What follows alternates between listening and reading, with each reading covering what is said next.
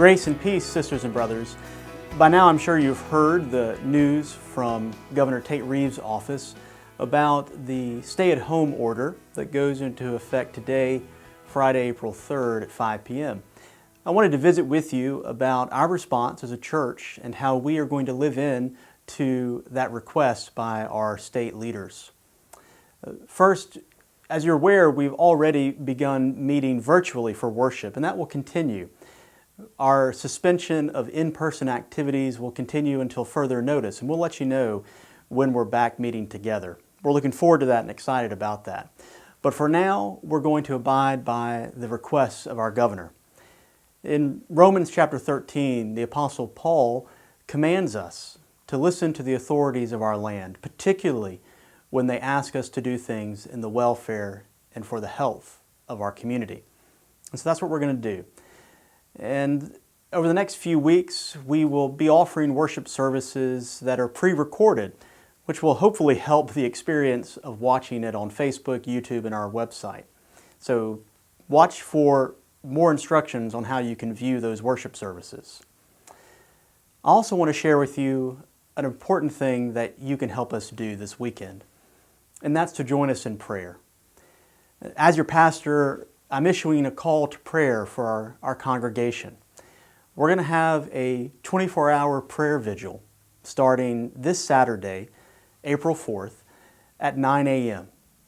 You'll have the opportunity to sign up for 30-minute increments starting at 9 on Saturday and going to 9 a.m. on Sunday morning. We'll invite you to pray in our prayer list. We'll invite you to pray for healthcare workers, for frontline workers, for those in essential sectors of our economy. We'll invite you to pray for people that are facing job loss or financial crisis. We want you to pray for the sick, for those in need of healing, to pray for those who have died and their loved ones who mourn their loss. Of course, we will pray for an end to this pandemic, for a cure, for a vaccine, for all of the wisdom that one can marshal to find a way to end this pandemic. And so I want to invite you to pray, to join our prayer vigil. It'll also be the beginning of Holy Week, and I want to share with you our plans. Again, unable to meet in person, yet still committing ourselves to this most holy week of the Christian year. And so this coming Sunday, we'll join together for our Palm Sunday service and the last in our sermon series on the last day of Jesus' life.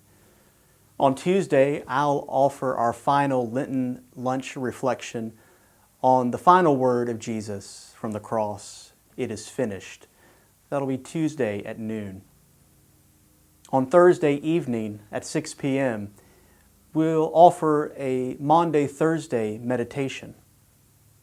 And then finally on Good Friday at noon, we will offer a service of Tenebrae, a service of darkness, reflecting on how in the death of Jesus, the darkness of the world seeks to overcome and overwhelm the love of God. But then on Sunday, we will celebrate Easter with a special service at 10 a.m., combining elements and the best of our worship, variety of our worship leaders, all contributing to the great and glorious good news that Jesus is alive. And so those services will be available online, and you'll be sent instructions on the best way to view those this week. My prayer for you is that as we enter this holy week, in the midst of an uncertain and unpredictable global pandemic, we will not have fear, but rather we will firmly root our faith in the good news that Jesus has conquered death. And because of that, we walk in abundant and eternal life. Blessings this week, my friends, and I can't wait to see you again in person. God bless and stay well.